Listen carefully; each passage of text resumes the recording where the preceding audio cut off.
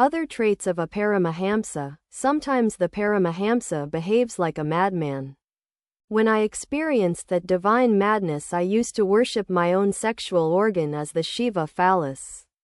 But I can't do that now. A few days after the dedication of the temple at Dakshineswar, a madman came there who was really a sage endowed with the knowledge of Brahman. He had a bamboo twig in one hand and a potted mango plant in the other, and was wearing torn shoes. He didn't follow any social conventions. After bathing in the Ganges, he didn't perform any religious rites. He ate something that he carried in a corner of his wearing cloth.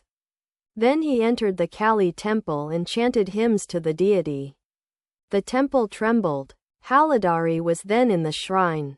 The madman wasn't allowed to eat at the guest house. But he paid no attention to this slight. He searched for food in the rubbish heap where the dogs were eating crumbs from the discarded leaf plates. Now and then he pushed the dogs aside to get his crumbs. The dogs didn't mind either. Haladari followed him and asked, "Who are you? Are you a Purnajnani?"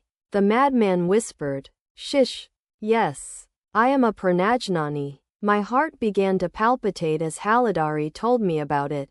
I clung to Ride. I said to the Divine Mother, "Mother, shall I too have to pass through such a state?" We all went to see the man.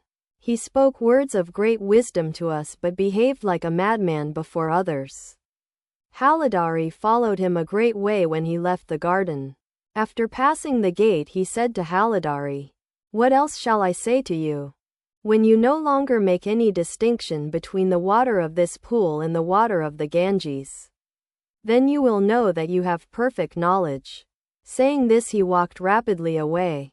Sri Ramakrishna began to talk with M. Other devotees, too, were present. "Master, to M. How do you feel about Shashadhar?" "M. He is very nice." "Master, he is very intelligent, isn't he?" "M. Yes, sir. He is very erudite." "Master, according to the Gita, there is a power of God in one who is respected and honored by many. But Shashadhar has still a few things to do. What will he accomplish with mere scholarship? He needs to practice some austerity. It is necessary to practice some spiritual discipline."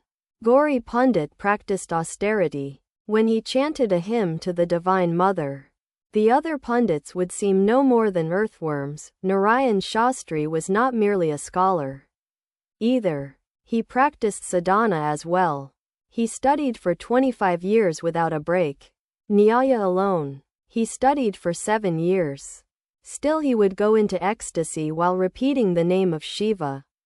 The king of Jaipur wanted to make him his court pundit, but Narayan refused. He used to spend much time here.